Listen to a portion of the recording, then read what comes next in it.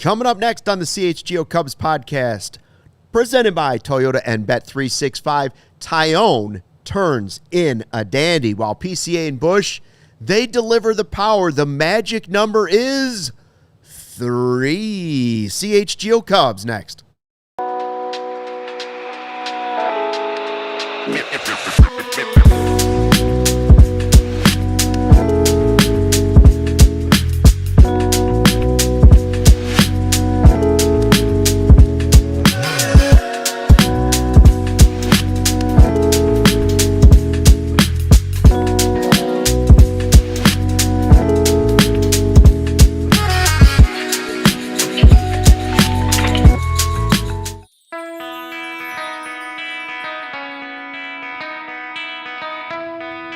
Hey, Chicago, what do you say? This is the CHGO Cubs podcast driven by Toyota. Let's go places and Bet365. Whatever the moment, it's never ordinary. Use code CHGO365 at sign up. 4-0 Cubs over the Pirates. What do we have, 12 to go?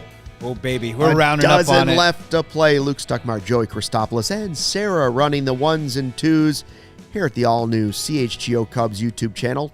Tell a friend, tell a neighbor, tell a total stranger. Yes, that was a nice win. We got a dozen games left. We're going to talk about all of it. We're going to talk about Taillon. We're going to talk about who's going to get to 30 home runs first. We're going to talk about Soroka's return to the Cubs. Triumphant. And, of course, the pitching matchup tomorrow. But first, I want to tell you about something special we're doing here at CHGO in the month of September. Think about your favorite athlete right now. Maybe it is Cade Horton, right? Every single one of your favorite athletes had a coach, a mentor, or a family member who believed in them first, somebody who saw their potential and gave them the confidence to go for it. That's what Big Brothers and Big Sisters does every single day. They create those life-changing connections for kids in our community. So this month, all September, we're at CHGO. We are partnering with Big Brothers, Big Sisters of America to help fund their mission. Your donation ensures another child gets a mentor, a role model, a champion in their corner. You could be that champion for a kid. So if you're watching us on YouTube right now, you can donate directly by hitting in the donation button right in the corner of your screen. It's the little handshake button that you'll see down there. And if you're listening to this in podcast form, you can just head to bbbs.org/ALLCITY. Let's help the potential of the next generation. Again, for podcast listeners, it's bbbs.org/ALLCITY. We know times are tough. Not everybody can donate, but if you have the funds to donate, and you can, any amount helps. Great cause. It's a great cause. Instead of giving us a super chat tonight, maybe donate to the Big Brother, Big Sisters. Great idea. Yeah. Even if it's $1 or $2. Even $1 or $2. Can honestly go a really long way. Instead of wasting $9 at Starbucks tomorrow morning. You're saying that to yourself, or you're saying that to the audience? I'm saying that to myself right now. Anyways, it is a great cause, and we'll be doing that all month long. Yep. So if you didn't write it down, we'll say it again for you tomorrow. All right, Cubs, offense. First of all, we're going to get to Taillon here in a little bit, but the offense was interesting because you got a couple of home runs. PCA and Busch. Let's start with PCA, because to me, if one of those two is more important than the other, not that Michael Busch isn't important, but PCA is more important. Been a long time since he hit a home. What did they say? July 10th since he'd hit a home run on off a fastball? And the last home run came in Anaheim several weeks ago when we were welcoming Kyle Tucker back to the lineup, who has since left the lineup and is now on the IL. That was his second home run since July 23rd. Wow, that's a slump. That is a drought. You know, we've done plenty of shows where we've gone X player is back. Yeah. And tonight I want to start by saying this was a great PCA flash. Not ready to say PCA is back. Yep. But this was a great that little blinker or that flicker in the sky, or maybe when you see a passing comet. That was a PCA comet. It was a little bit of a PCA comet there. Not only did he take that fastball deep, he seemed to remember how to hit a home run because he had a fantastic immediate drop bat flip, which I enjoyed very much. But he also had a double, was able to get on base multiple times in the game, stole third base. Looked like PCA out there. I'll be honest with you. I've played this game a little bit with PCA a couple of times this season, so I'm not ready to say this is him turning the corner. But, hey, good news. Any news is good news, right, when it comes to PCA and him hitting the ball over the fence or him at least getting back to him hitting the ball hard is good news for the Cubs. Maybe it's coming at the right time. I'll be honest with you. He is a young player who's been so up and down this year, Luke. I mean, honestly, do you feel like you have a handle on the trajectory and it's not a linear path with PCA? Do you have a handle on his ups and downs? And is this him on the precipice of an up? Is this the PCA flash? Where are you landing on it? Because this was an impressive performance tonight from PCA. It was. I would have liked to seen the last at bat not look like he was trying to hit a home run. He wanted another piece. I was joking in the game. It was his quest to get back to 250, and he got dang close tonight until he was swinging out of his shoes in his last at-bat. I like your analogy of a flash because that is the way it kind of feels to me. I can't go, hey, he's back. This is the guy that's back because it needs to be way more consistent than that. And the first half was pretty consistent, right? Like that's why he was in the MVP conversation and why we printed the MVP T-shirts. It's been a roller coaster, right? Like his Major League Baseball career's been some great highs and some lows and some more great highs and then some more lows. I didn't know if I liked your comet one. Then I Googled comet. It is a large icy object embedded dust that orbits the sun. See, I thought it was a star that was blowing up. Yeah, I was saying it more as like you saw it in the sky for half a second. That's a shooting star. Thank you very much. That's a shooting star. Yeah. My astronomy now reminds me in my head. So I didn't like that analogy. I was like, ooh, shooting star, a star that's burning out. I don't want that. Yeah, I'm not that he's back, but he's got 12 games to get himself closer to being this guy. And this is you got 12 games left for this to be a beautiful stepping stone. Get yourself back into the rhythm. Get yourself into a nice headspace and move into the postseason that way. So maybe it's a flash. More importantly, I hope it's a building block or a foundation.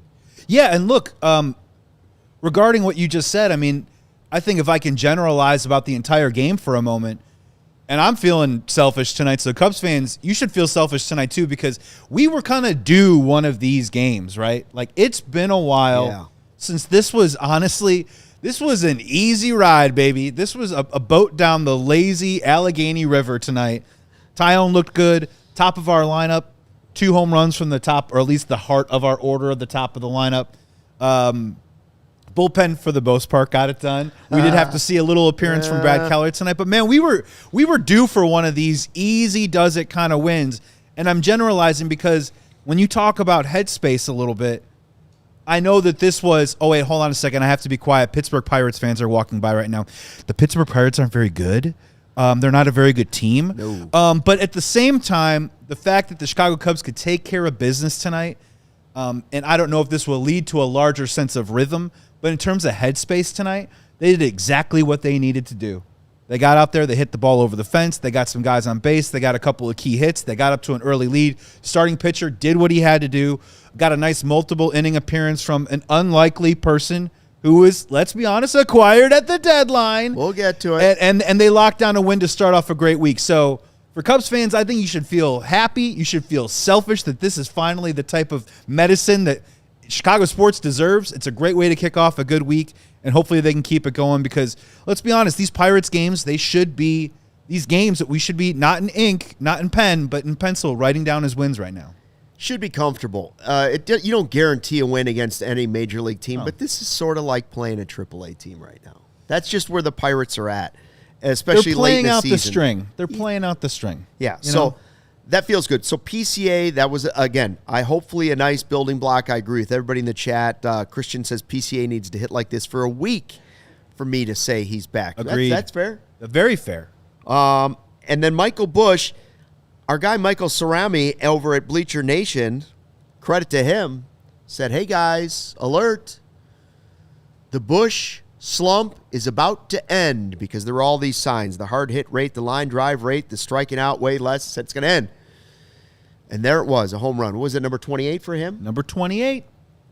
briefly tied the team lead until PCA snatched it back with his 29th home run. I got to tell you, if you would have offered me 28 home runs from Michael Busch in the offseason, I would have signed up for that season in a heartbeat as well.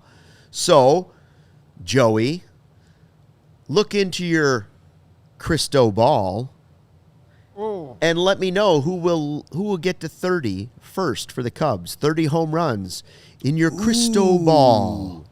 Who will get to 30 home runs? Will it be Seiya? Will it be PCA? Will it be Busch? Who gets there first and who gets there? I would hope, with 12 games left, that 2 of the 3 get there. So here, okay. Skenes on the bump tomorrow. So maybe 11 games.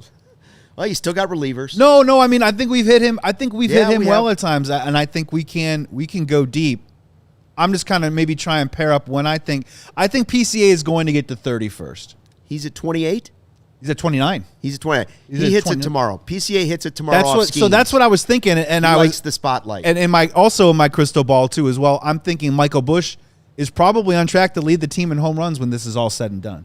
If Michael Busch is turning the corner right now the way that we all think and we all see he is, I mean, he's another guy who can get very hot and very streaky, very fast.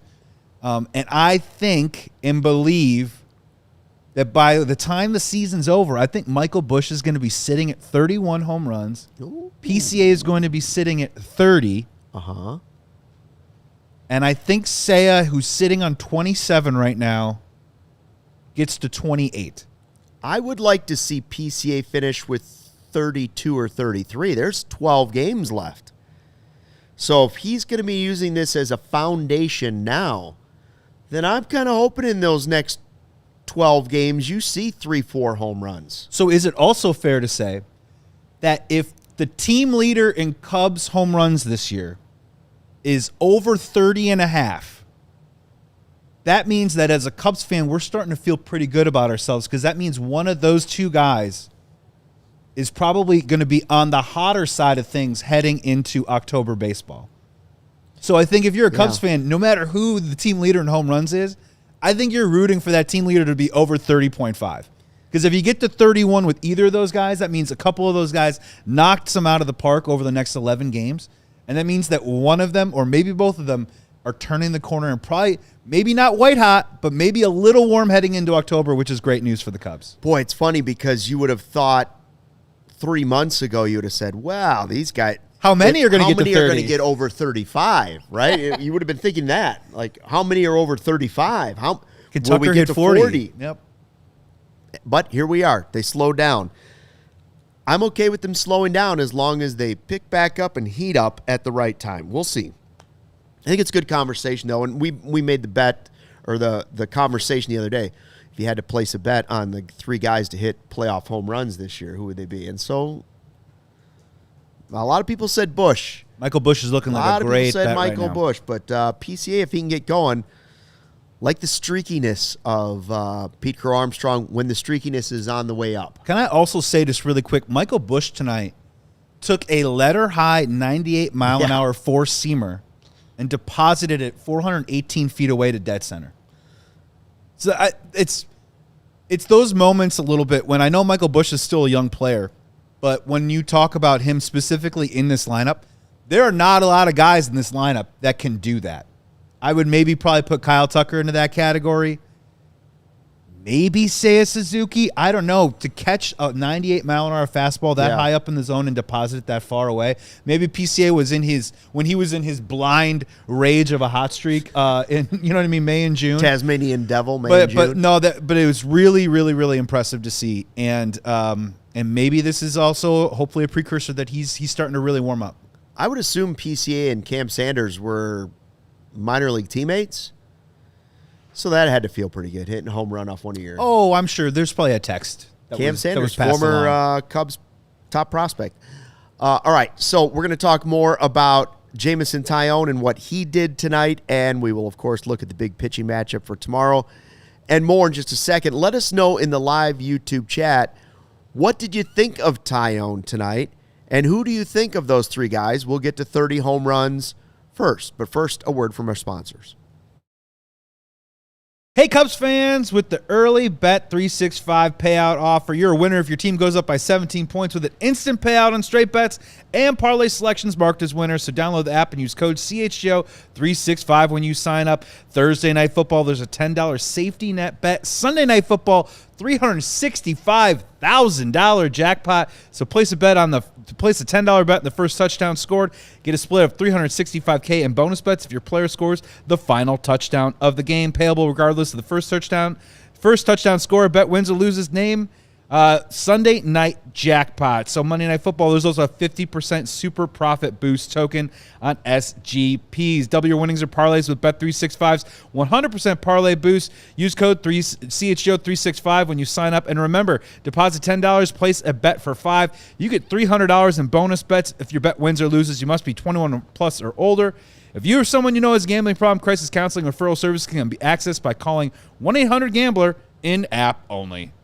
Let's be real for a second. It is exhausting. Our entire world has gone soft. Everybody gets a trophy for just showing up. Everything has to be bubble wrapped for everybody. Soda used to have some kick. Now it's all about pretty colors and easy fizz.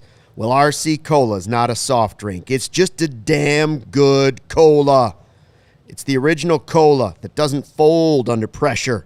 RC is an OG in a cola world of spineless soft drinks. No trends, no gimmicks, no glow-up, buddy.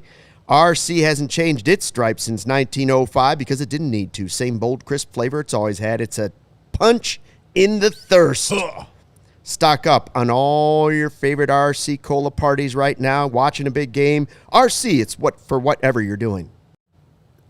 Hey, guys, if you haven't signed up for it yet, check out our CHGO Daily Sports Letter. Our guy Patrick Norton puts out a sports letter for you every day. allchgo.com/newsletter is the best way to sign up. Patty Nortz is the real deal. We were talking about glue guys last night. Glue guy. Patty Nortz. Little glue guy. Does a little bit here, does a little bit there. Shows up with the Bears, shows up with the Cubs. He's everywhere. Newsletter's fun. It comes in right to your mailbox. All you have to do is enter your email, and they will send you that newsletter right away. You can sign up at CHGO Sports Daily, they call it. It's the newsletter. It's pretty great, too. Like, if you have to work a night job or if you have something going on, you go out to dinner with some friends, you wake up in the morning. It is, like, the quickest, easiest bite way to get all your Chicago sports in a 2-3 minute read. Doesn't cost whatever, and it's amazing. It's a CHGO Sports breakfast burrito, if you will. Oh, yeah. Everything's right there. You just grab it. It's already warm, and you just take a bite in the car, and you're good to go. That's how I like to do it. So anyways, Patrick Norton. We do have a Toyota Super Chat here today. Dominic Fortini says, Michael Busch, the quietest hero of this team? Huh. It's a good question. I mean, it's tough. We just did the Nico Horner, also quietest hero on this team last night. And I think... Let's compare the two. And I think it's a great comparison. I'll give you my whole Michael Busch journey, if you will, and I'll try and do it as quick as I can, where last year, obviously, young player coming up, I found him to be incredibly streaky last year to the point where I thought they had to kind of back off of him at times. But what I found so incredible, or what I found so... admirable about Michael Busch did last year was he was incredibly resilient. Sometimes young players can go in a hole offensively and just not ever dig themselves out of it. And he continuously worked and fought his way to get back in a good spot at the plate, and he would lose it again, and he would find it again. This year I have found, now he's had a streaky moment or two or a rough patch. It's a long season, but I do think the consistency factor has been upped this year. Clearly you've seen the power numbers have gone up a little bit more this year. And we talk about the quiet hero, and I love Dom phrasing it like that, is the fact that he hasn't been another one of those consistent rocks in our lineup all season long that we've been able to count on him. So much so, Luke, that we've moved him into the leadoff spot, much to my chagrin about 5 weeks ago, right? But clearly that's the trust and consistency that Craig Counsell has in Michael Busch. That's it. That's both guys. Yeah. That's Nico and Busch. We've seen them both in the leadoff spot, and I'd prefer Nico in the leadoff spot more than I do Busch. But now where do you value a guy that might hit 30 home runs from the left side? Right. I mean, you're talking about a quiet hero. Nico does everything. He does the base running. He does the defense. He does runners in scoring position. He's your most clutch hitter, but he doesn't do the power. The other guy plays good defense, maybe has some matchup problems. You got to maybe put him in the right position at the plate, but he's going to give you 30 home runs from the left side of the plate. I would say that's probably more valuable. That's hard to say because I love everything I've seen. There's absolutely nothing wrong with what Nico has done. But as far as value to this team, you can give me 30 home runs from the left side, play good first base. Boy, that's a tough one. If you're just going head to head, which player has had more impact on the Cubs this season? Well, and I would want to counter you with that Nico Hoerner's in line to win another Gold Glove. Mm-hmm. Nico Hoerner, in terms of F4, is if not the best second baseman, but at the very top among second basemen in Major League Baseball. But again, not to take away from Michael Busch, I think he is leaps and bounds, made such great progress at first base. That I trust him over there. I think the scoop game has gotten really good. He's had to do it on a pretty consistent level with the fact that Dansby Swanson and Matt Shaw make the type of plays that they do, and they have the trust to just kind of chuck it over there and know that Michael Busch is going to go over there and scoop it up. I think it means something. I think it's allowed Matt Shaw, if you want to talk about how great he's been at third base, I think the trust factor of whatever it is that he's doing over there, that he can throw it over there and Michael Busch is going to take care of it, I think it's given him some confidence too as well. So it's funny. They're more similar players than I think we would like to believe. Yeah. And I think the similarities really, really hone themselves in with what you mentioned, that Craig Counsell clearly seems to trust those two players the most in terms of not only moving them around in the lineup, but specifically where he moves them around in the lineup. And obviously leadoff spot is one of the most important places that you can hit in any offensive lineup. Bigger season for the Cubs. First of all, I feel bad because shame on us. We're doing what society does every day. Like, I get it. It's a good conversation. We're gonna do it on this offseason. We'll do which Cub had a better season, head to head, which one, and it's just for fun conversation. I don't really mean which one had. It's just a conversation starter, right? Yeah. But it doesn't have to be one or the other. In real life, two things can be true at the same time. Well, we sure need both of them. So yes. let's not disagree there. Which one's had a bigger impact? Yes, the two of them have had a big impact on this team. So that's my real answer. Who makes more money? I guess I'll go Busch just because I think power is very valuable in today's game. I think who can make more of a lasting impact maybe in a short wild card series, I think I would agree with you that it is Michael Busch. And in addition, if both those two walked into a room and the Cubs wanted to start talking extension with either one of those this offseason, who do you think's probably more in line to make more money? I would also probably trend Michael Busch too as well. Well, it's easier to score more runs with a home run than it is with hits. Sure. So we'll see.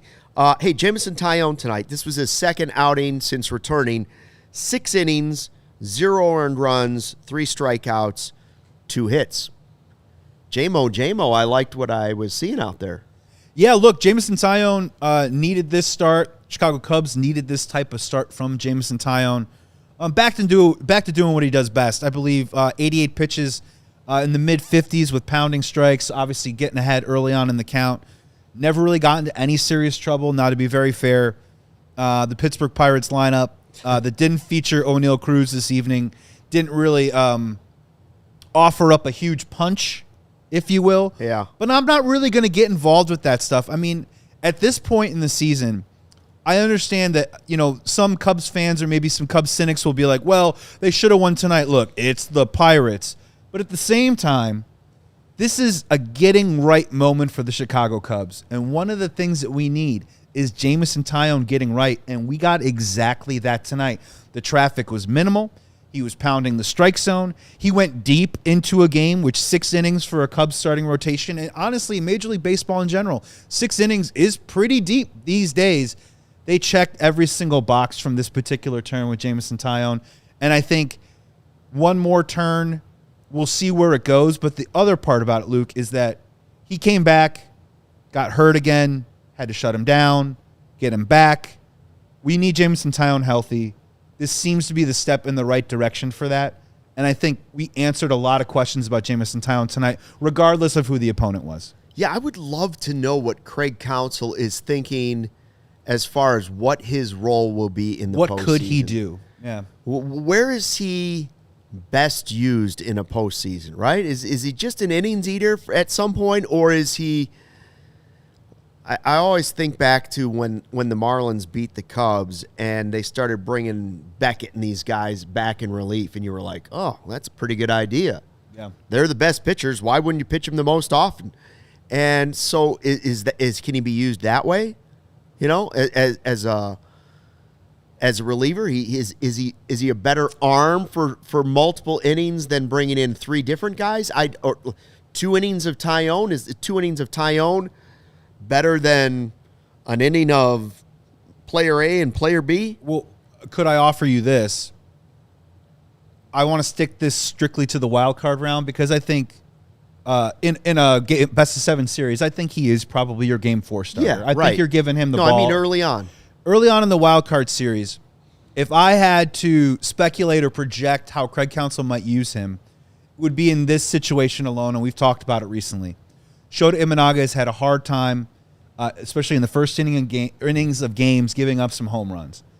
And let's just say there is that moment when the leash is shorter in the playoffs and the opposing team puts up a 3 or 4 spot on Shota Imanaga early in the game. And maybe it's a 2 or 3 runs in the first inning. He comes out in the second inning, gets a little traffic. What I could envision seeing is that Craig Counsell gets Jameson Taillon and pitcher X up, which my guess would probably be either Taylor Rogers or maybe even actually Porter Hodge in this situation. Uh-huh. You get a guy that can get into the game as quick as you can, and then you try and get out of that situation to the best of your ability.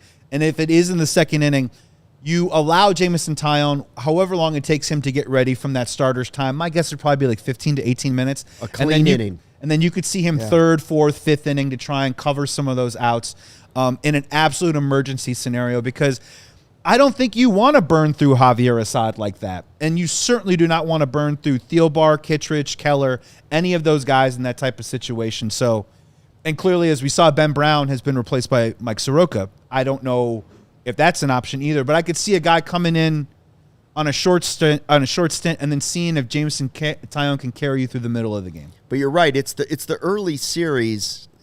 Boy, first of all, wishful thinking that there's multiple playoff series for the Cubs. Sure. But that first series is the one that you have a little more flexibility and creativity for the ways that you could use Taillon.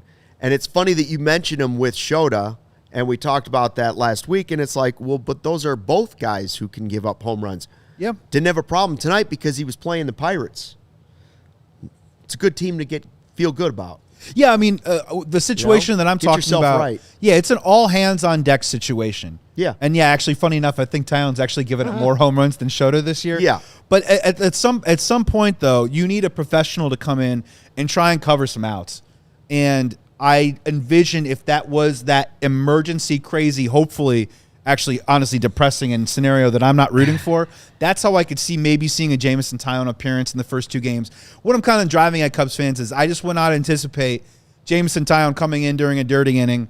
I would not anticipate him. All of a sudden, the bullpen's up in the 6th, and Jameson Taillon's warming up, and he's coming in the bottom or the top of the 7th.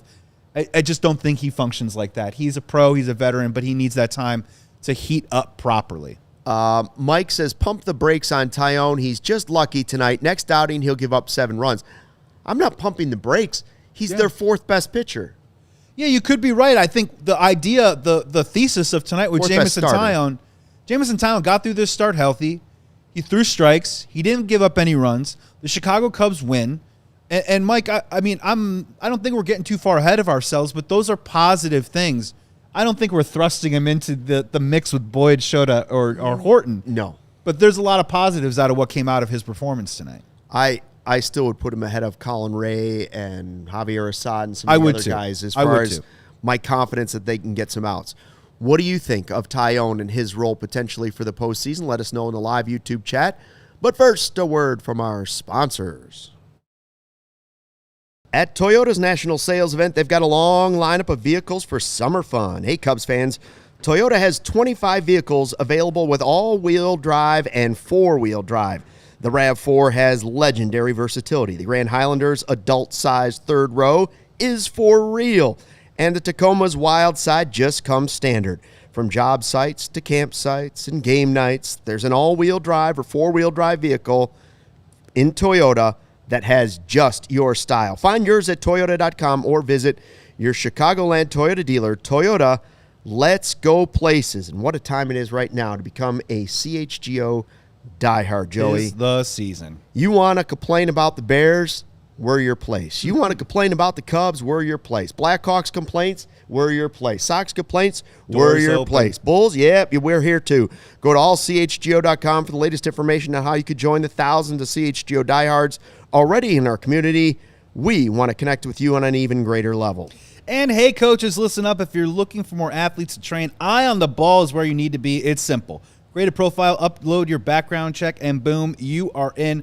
It's just $50 a month or $500 for the whole year. Athletes of all ages and all sports can find you directly, and here's the best part. Eye on the Ball doesn't mess with your schedule, your payments, or your business. You are in full control. We just connect you with athletes who are already looking for a coach like you. So if you're ready to grow your coaching business and reach more athletes, you got to go check them out right now. Remember, it is eyeontheball.net. That's right, eyeontheball.net. Don't wait. The athletes are already out there looking for you. And this is a two-way street. Athletes That's and right. coaches can find each other through the eyeontheball.net. We can't recommend it more. So get out there, elevate your game, elevate your coaching with Eye on the Ball. Good people. All right, hey, we want to tell you about a merch sale we've got going on as the Cubs win 4-0 over the Pirates. Here's the deal right now.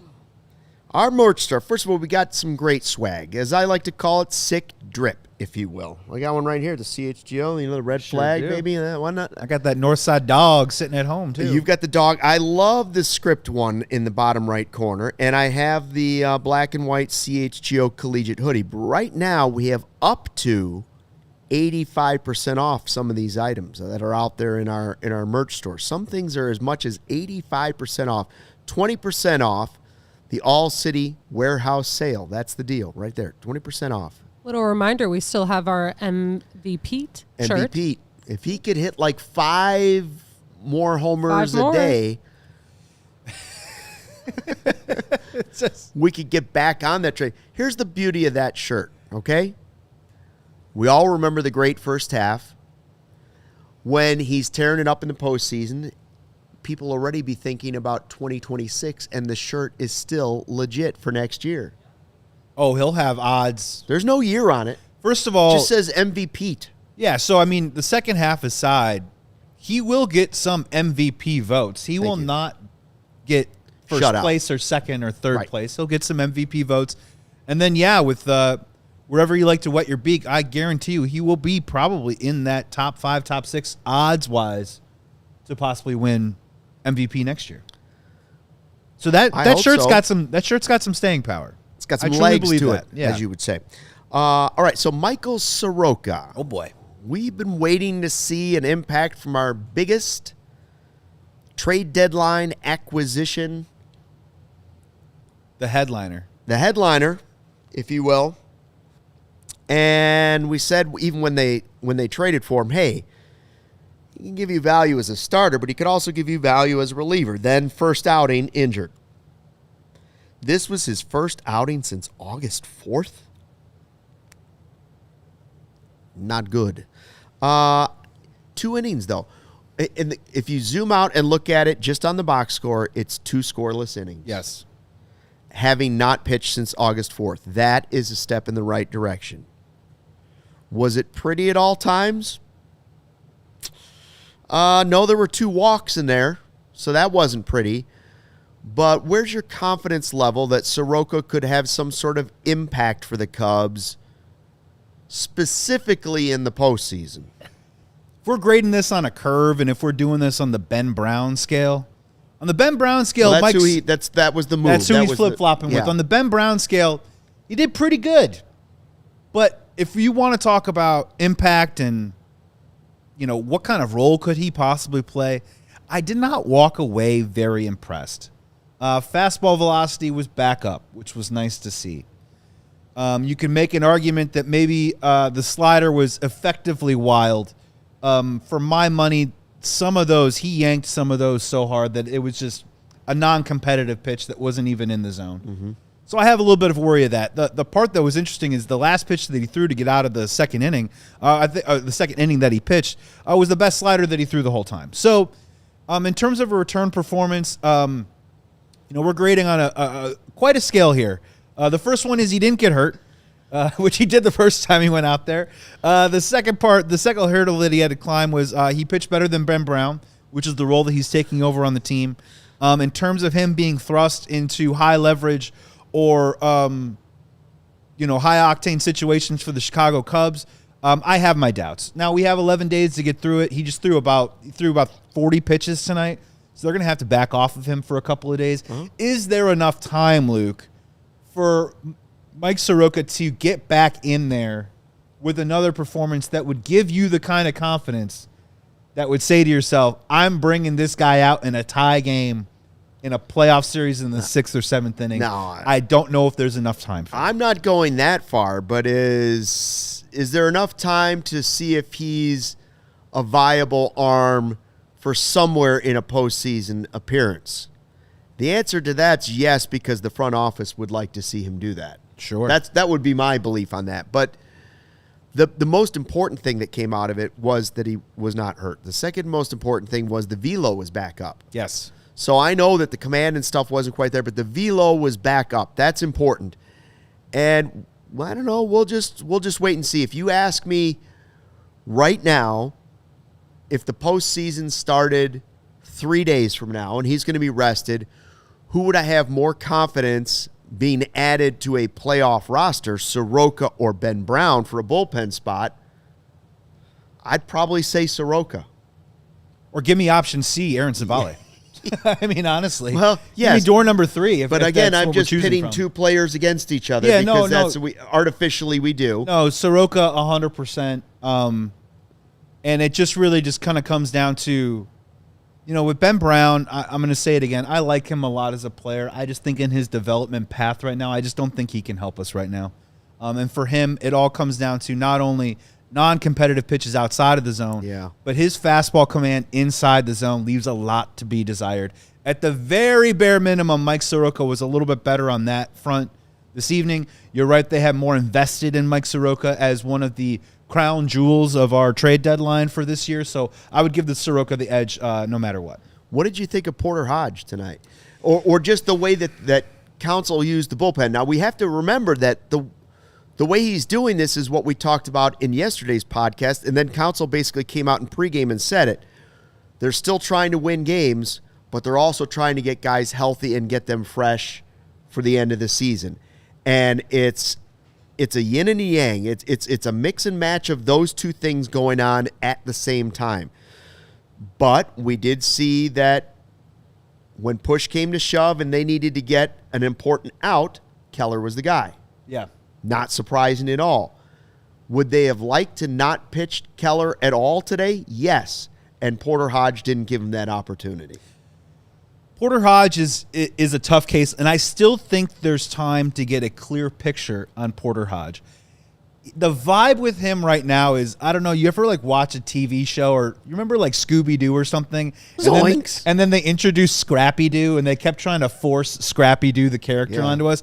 I feel like that they're doing everything they can to get Porter Hodge those guest star appearances to become a high-leverage contributor to the Cubs bullpen later on in the games. And I will tell you that the results have been mixed, but they have been positive. I'm not a big umpire guy, but I did think a couple calls went the way that Porter Hodge would not have liked them to go. We got squeezed on a couple of calls. I thought the slider shape was actually really nice. He was just missing a little bit down in the zone, and unfortunately walked a guy, gave up a hit, got enough traffic, and put himself in a situation where Craig Counsell said, I'm not messing around. I'm bringing in Brad Keller. So I think Porter Hodge still has an opportunity or two over the next 12 games. I would at least think he's going to at least get 2 more shots at this. Oh, yeah. And I do think the stuff is there. I think the control has returned enough. But again, this is a results-based business. He has to be effective with the opportunities that he's given. And we'll see if the guest star spot that he's getting in this bullpen can turn into a regular appearance in the playoffs. My throwback to you just really quick. With Brad Keller, through 4 pitches tonight, got a save. How much money do you think that save was worth tonight? Ooh. He threw 4 pitches tonight. Yeah. In January, when they're negotiating contract, that is still a one big giant save on his resume when he negotiates hopefully a multi-year deal. So the one save in those 4 pitches, what do you think? Well, worth $1 million? A couple million? I just think his season's been worth a lot of money. It probably does count for him a little bit, but I'm still not convinced somebody's not going to say he can start again. Oh, yeah, sure. Right? So I think that's a possibility, too, that somebody's going to say, yeah, his stuff's back and he was effective, and we've got a guy that can do either or for us. And so, I don't know. We'll see where that goes. I feel good about him in that role, and I'm glad that they brought him back because if you have a 4-0 game, and now the tying run comes to the plate in the 9th inning and the top of the order. Listen, are these games crucial right now? No, the magic number's down to 3. But when you have a 4-0 lead in the 9th inning, that's not one you want to let slip away. That's not the taste in the mouth that you want 2 weeks before you go. No, so you got to lock that stuff up and execute. That's one, unfortunately, that was the downside of what Porter Hodge did tonight. But he's getting those opportunities for 2 reasons. He's getting those opportunities because they'd like to find another arm, and he's got that type of stuff. But also, number 2, he can keep some other guys fresh by getting more appearances. So even if something like tonight tells Craig Counsell in his little notebook, writes down, Hodge, out of the circle of trust, out of the triangle of trust. He's just fallen out of the trust tree. Yeah. Even if he's made that notation, he's still going to get opportunities because they also have to keep guys fresh. So whether we like it or not, you're going to see those opportunities. I think it's still, I'm with you. I still could go either way on Porter Hodge and whether or not he can be a piece they use in the postseason. Do you think Craig trusts him? Or do you think he's trying to put him on the path to earn that trust? Yeah, I think the latter is true. I think B is true. I don't think he trusts him yet. Mm-hmm. I think he trusts Keller. I think he wants trusts to. Pomeranz. I think he trusts Theobar. I think he trusts some other guys, but I'm not so sure he trusts Porter Hodge yet. Now, what does he get? 4 more opportunities? 5 more opportunities? 6? I don't know. Yeah, I mean, it's been interesting. I mean, the path that Andrew Kittredge has been on, who's a more recently acquired player, the path that he's been on to, out of necessity at times, but also earn Craig Counsell's trust. I think they are trying to put that formula in place with Porter Hodge this late in the year. But again, is there enough time? And I just think he really needs to be effective and clean in his final 2 outings. If you're expecting him to see any sort of high leverage action in the next couple of weeks, after the next couple of weeks. Agreed. Montana Outdoors says Porter Hodge has awesome stuff. When you see it, you see it's there. He just has to dial in and be consistent. It's clear the stuff is there, just has to be consistent. And then Marzik says the next Dylan Maples. No, it's not like that. No. I mean, look, Porter Hodge was a player that closed games for us last year. Yeah. Porter Hodge I'm going to be full disclosure right now. When they brought in Ryan Presley to start the year, one of my pet little hot takes was I thought by season's end, Porter Hodge was going to lead the team in saves. I have that type of belief in him, but you just have to understand, for a young player like Porter Hodge, who came on last year in the second half, and he went into this offseason, and I promise you, just think of the human element for a second, that Porter Hodge said to himself, he said, man, I got a real opportunity to not only be really impactful for this team and my teammates this year on the north side, but I have a really big opportunity to impact my career moving forward and become a regular Major League Baseball player for years to come, in multiple years. And I'm telling you, I guarantee you, he trained this offseason. He had that mental mindset to walk into spring training, and Ryan Presley, sure, but I'm going to win the job. I'm going to be the guy, or if not, I'm going to be the best 8th inning setup man there is in the National League. And he walked into the year, and he pulls his oblique. Once the oblique happens, I'm telling you, that affects a lot with the pitcher, affects a lot with a baseball player. Everything. He's got to rehab. He's got to go down. He's got to take those baby steps. He comes back. He starts trying to pitch, And maybe he's a young player, but he's getting lit up in the minor leagues. Is that due to injury? Is that due to rust? Or is that due to him trying to get back too fast? He finally gets back, and then what? He has a bit of a shoulder issue, right? They shut him down again, and now he is back. And again, this opportunity that he's been thinking about, I promise you, the last 10 or 12 months, it is at his doorstep right now. And he has that stuff to be that high-leverage, late-inning guy. But again, the consistency right now, it might just be a bit of some timing of does he have enough reps right now to make it happen? And that's a little bit of what I'm questioning. And I think the Cubs want it to happen. But does he have enough time? I don't know. And just because I'm saying he's got 2 appearances to figure it out or he's not in the mix for the playoffs doesn't mean I think less of Porter Hodge or that he can't be a piece next year. I'm just being realistic with, as a Cubs fan, what I want to see and how deep I want to see the Cubs go this season. You're right. It's probably 2 is probably the number, though. That probably realistically is the number. Yeah. All right, we have to take a quick break. We're going to talk about Seiya Suzuki, and we're also going to talk about the pitching matchup tomorrow. But first, a word from our sponsors. Hey, Cubs fans, so excited to talk about one of our new sponsors, and it's brandedbills.com. Now, whether you need a snapback, you need a trucker, a fitted, a beanie, a tee, Branded Bills has you covered with performance and style. Are you looking for some gear to make your brand stand apart from the crowd? Branded Bills has you covered with the best custom headwear, so you should start your order with their dedicated team. They will help you create the exact custom apparel that you need. They have apparel for over 40 colleges, partnerships with over 10 Big Ten schools as part of their collection. Ohio State coming soon, but also Minnesota, Illinois, Indiana, Iowa, Maryland, Michigan State, Penn State, Purdue, and USC. So head on over to brandedbills.com. If you use the code BBCHGO for 15%, you'll get if you use the code for BBCHGO, you'll get 50% off your first order. I'm too excited, Luke. Really love Branded Bills. You got to check them out. Bingo. Hey, you know the moment when you realize you left your favorite sunglasses at the beach or on the roof of your car or at the gas station 3 states away? I've been there in each of those situations. Then I found Shady Rays. It changed the game. These sunglasses are made for real life. Seriously good-looking, polarized, durable, and not stupid expensive. Here's the wild part. If you lose or break them, even on day 1, Shady Rays is going to send you a brand new pair. What? No guilt trip, just replacements. They're that cool. So now I actually wear my sunglasses without fear. On hikes, at concerts, on the boat, even with the kids in the car. Wherever, Shady Rays is eyewear that has your back. So we've teamed up with Shady Rays to bring you an exclusive offer. Head to shadyrays.com. Use the code CHGO for 35% off polarized sunglasses. Try for yourself the shades that have been rated 5 stars by more than 300,000 people. Look good, feel good, wear them well. Shady Rays. All right, welcome back. Cubs win 4-0 over the Pirates, and we get a great pitching matchup tomorrow, which we're going to talk about. But Seiya Suzuki not in the lineup again. When was the last time he played? Last Wednesday? Wednesday on the 10th.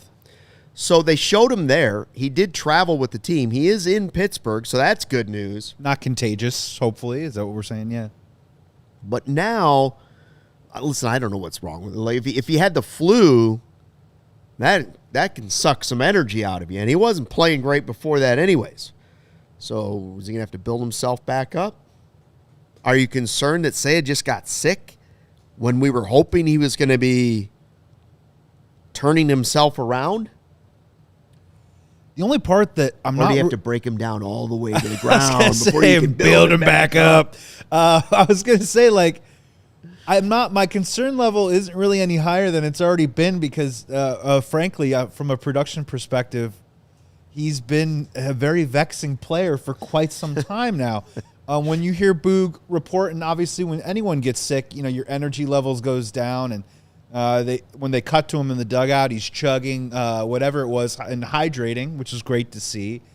And I immediately had some sort of weird flash about, do you remember early on in the year when Mookie Betts didn't make the trip to play them? And it cost him like weeks. He got so sick that his energy, he had lost all this weight. So you're hoping that it isn't something of that category. It's nice to see him back with his teammates and he's healthy again.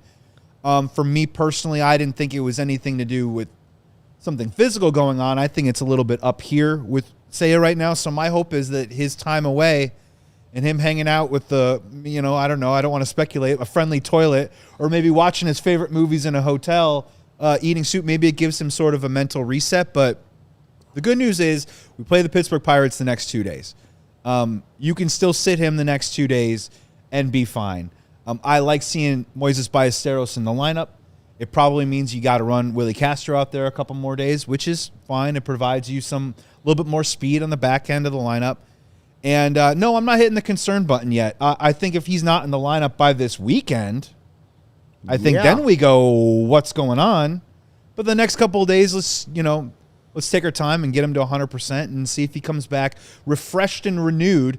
Sometimes when you get sick, Luke, you're so sick, you're sometimes like, I'm never going to be healthy again. Oh, and that that's first my day, life right now. Yeah, that first day that you can breathe. Sarah, you know what we're talking about. That first day that you can breathe clearly, or the first day that your eyes don't itch anymore, your stomach, your appetite comes back. You feel like you can conquer the world. Right. So that's what I'm rooting for Seiya. That day when he wakes up and he goes, I'm ready to conquer the world again. Yeah, it might be early to compare him to the Mookie Betts thing, but it's the name that I thought of too, because if it is, then that's a big problem, because Mookie Betts' whole season was thrown off by that. For a whole first half at least. Right. Yeah. And so you don't have time for that. But we don't know yet. We don't know. I don't know what's going on, and I can guarantee you the Cubs aren't going to tell us what's going on. No, but slow play. But I would like to see him back pretty soon at this point. At this point, he missed his 4th game tonight. So, even if you sit him for the Pittsburgh series, that means he's got 6 games off, 7 days with the off day last Thursday. So, I'm just going to land on, I'm cool with it if you want to sit him for the Pirates series. I think it's cool if you don't play him against Skenes tomorrow, right? Skip tomorrow, bring him back the next day. Yeah, all right, cool. And have him the day face game. Oviedo. It's the quick turnaround. That's where he plays. Yeah, I think that's a great call. And maybe you can even convince yourself to give Ian Happ a blow that day, and he can play left field and Castro out there, and everybody wins. Everyone gets a little rest. But no, my concern level just isn't super high. Just good to see him back in the dugout with his teammates and feeling better. Showdown on the mound. Tuesday in the Berg. Skenes versus Horton. Wah, wah, wah. Talk about young pitchers. So we were sitting there watching the game tonight, and I said, man, Skenes, you got a 23-year-old. And then you've got Cade Horton, 24-year-old. And we started coming up with, first of all, this is the stat here, just showing what they've done since the All-Star break. And as amazing as Skenes is, Horton has been better since the All-Star break. Unbelievable. And 28 hits. Luke. I hoped that Cade Horton could be an ace-like guy or a 1 or a 2 at some point, but I didn't see it flipping the switch like it has right here. Like we've mentioned before, this is like Arrieta 2015 type stuff, the way he's pitching right now. So then we started throwing together names of, I said, what if we redrafted? What if we were all starting franchises right now? Yeah. Or expansion team. There were new expansion teams coming in, and you could take out any pitcher that was 26 or younger, and you could redraft them all over again. Who are the names? Well, Scooble's too old. He's 28. Now Which honestly surprised me. I thought he was younger than that. Right. But he might be so good, even at 28, that you'd still probably take him over guys that are 24, 23. Very fair. Absolutely. Right? Like, he's that good. But for this conversation, we're going to take Scooble out of it because he's over 26. You take Hunter Brown out of it because he's 27. That leaves Jared Jones, 24. The Miz in Milwaukee, 23. Quinn Priester, 24. Mackenzie Gore, 26. Garrett Crochet, 26. Roki, only 23. Jack Leiter, 25. Cade Horton, 24. Bubba Chandler, Pirates, young rookie, 23. Hunter Green, 26. Who else am I missing? Anybody? I didn't mention the guys that. So then we were doing this, and MLB Network put out, hey, which rookie would you? Oh, the second half guys, yeah. The second half guys, Cam Schlitter and Nolan McLean of the Yankees and Mets, 24 and 24. You mentioned Brian Wu of Seattle, 25. He's had a great year. I just going through all those names, and those are a lot of really good young prospects with tons of promise. Tons. I still think if you had to repick just pitchers in general, right? And you didn't put the age restriction on it, Skenes and Skubal will still go 1-2. Right. But with the age restriction, Skenes is one. Who's your number 2? Who you drafting? You're on the clock, Luke. Oh, boy, that is tough. I really do like Mackenzie Gore. Crochet is only 26. I think it's Crochet. I mean, I love what Cade Horton's doing, and I understand Cade Horton is younger, but Garrett Crochet is a thoroughbred. Leiter for the Rangers is a prospect. He's interesting. Hunter Green's got that huge fastball, but he can't stay healthy. I'll be honest with you. Cade Horton's top 5 for me, I'll tell you that. I know Cade Horton's in my top 5. I think Cade Horton's probably in my 3 or 4 slot, to be honest with you. I'm probably going Skenes 1. I'm going Garrett Crochet 2. I'll be real with you. At this point right now, I think Cade Horton has earned the 3rd selection in the 26 and under draft in this particular exercise. Well, if it's 26 and under, yeah, Skenes is 1. And then out. I would maybe put Hunter Green at 4, and then you got a real interesting conversation at 5 between Quinn Priester, who's come out of nowhere. He's had a fantastic season. Mackenzie Gore, we've talked about him on this show. I think he's got years of top rotation. He's 2 years older than Quinn Priester, but I think I'd take Mackenzie Gore's ceiling over Priester's ceiling. His swing and miss is maybe what gives him the edge there. And then Brian Woo's under the radar because he plays for Seattle and he pitches in a rotation with Luis Castillo and Logan Gilbert and George Kirby. By the way, both those players over 26, which why they didn't make this list. But Brian Woo's got a WAR almost like 3.5. He's got 14 wins this year with an ERA sitting right at about 3. And I know that's a bit of a spacious ballpark, but at 25 years old, that is not a bad place to be. And then obviously, shout out to Jared Jones, who's missing the season right now. In the Pirates rotation, if anyone remembers him from last year, that dude is a problem, and he has some absolute nasty stuff.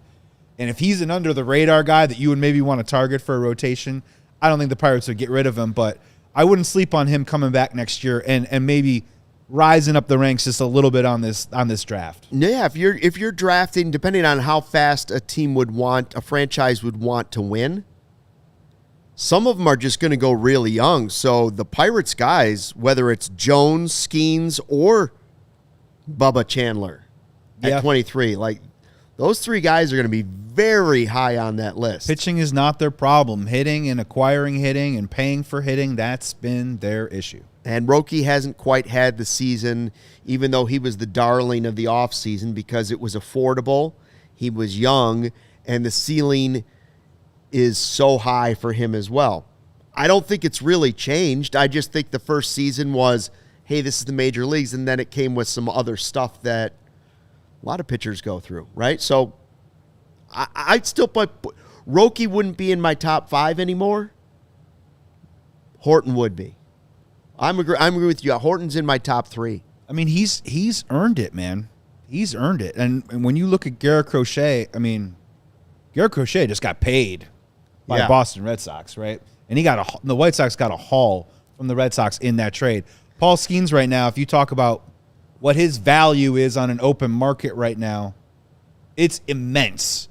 So when you just talk about Cade Horton, and the Cubs aren't trading him, and they're not signing to him an extension, just when you think about the commodity, the valued commodity that the Chicago Cubs could be on the verge of experiencing and Cubs fans could be on the verge of enjoying the next 3 or 4 years, it's absolutely invaluable.